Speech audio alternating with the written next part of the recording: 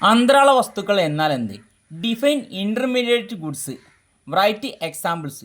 Intermediate goods നിങ്ങൾ കണ്ടിട്ടുണ്ടായിരിക്കും, അല്ലെങ്കിൽ നിങ്ങൾ കേട്ടിട്ടുണ്ടായിരിക്കും.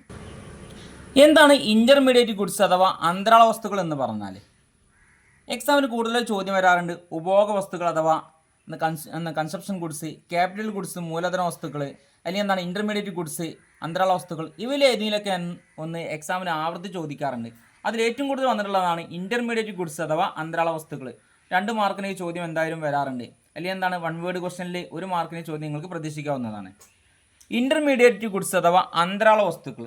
അന്തരാള വസ്തുക്കൾ എന്ന് പറഞ്ഞു കഴിഞ്ഞാൽ goods used as an input four producing other goods are called intermediate goods.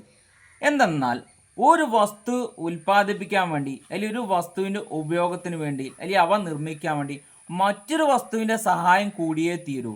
അപ്പം ഈ ഒരു മറ്റൊരു വസ്തുവിൻ്റെ സഹായം എന്ന് പറഞ്ഞു കഴിഞ്ഞാൽ ഇങ്ങനെ ഇടനിലക്കാരായിട്ട് നിൽക്കുന്ന ഇങ്ങനെയുള്ള വസ്തുക്കളെയാണ് നമ്മൾ ഇൻ്റർമീഡിയറ്റ് ഗുഡ്സ് എന്ന് പറയുന്നത്.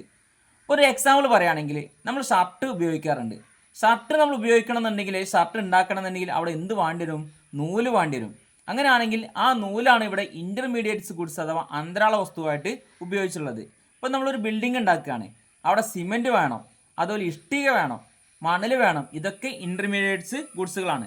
കാർ ഉണ്ടാക്കണമെന്നുണ്ടെങ്കിൽ ഇരുമ്പ് വേണം, പിന്നെ എന്താണ് പെയിൻറ്റ് വേണം. അങ്ങനെ നമ്മൾ ഉപയോഗിക്കുന്ന ഒരുവിധം വസ്തുക്കളൊക്കെ നിർമ്മിച്ചിട്ടുള്ളത് മറ്റൊരു വസ്തുക്കളുടെ സഹായത്തോടു കൂടിയാണ്.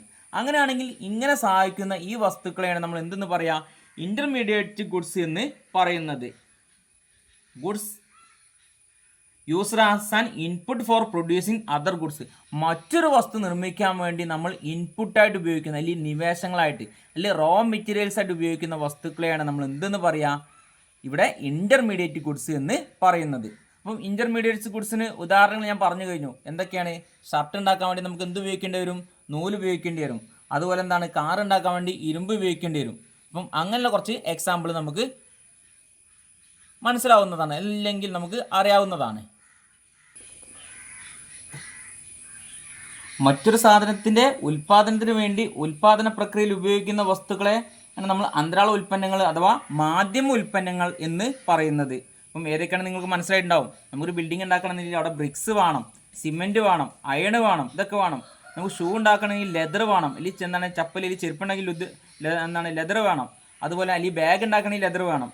ഇനി നമുക്ക് ബ്രെഡ് ഉണ്ടാക്കണമെങ്കിൽ വീറ്റ് വേണം, ഗോതമ്പ് വേണം. അപ്പോൾ ഇതൊക്കെ അതിന് എക്സാമ്പിളാണ്. അപ്പം ഇൻ്റർമീഡിയറ്റ് ഗുഡ് എന്ന് പറഞ്ഞു കഴിഞ്ഞാൽ ഒരു വസ്തു നിർമ്മിക്കുമ്പോൾ, അല്ലെങ്കിൽ goods used as an input four producing other goods, ഒരു വസ്തു നിർമ്മിക്കാൻ വേണ്ടി മറ്റൊരു വസ്തുക്കളെ നമ്മൾ ഇൻപുട്ടായിട്ട്, അല്ലെങ്കിൽ നിവേശങ്ങളായിട്ട് ഉപയോഗിക്കുകയാണെങ്കിൽ, അതിന് അല്ലെങ്കിൽ റോ മെറ്റീരിയൽസ് ആയിട്ട് ഉപയോഗിക്കുകയാണെങ്കിൽ അതിനാണ് നമ്മൾ എന്തെന്ന് പറയുക? ഇൻ്റർമീഡിയറ്റ് ഗുഡ്സ് അഥവാ അന്തരാള വസ്തുക്കൾ എന്ന് പറഞ്ഞാൽ.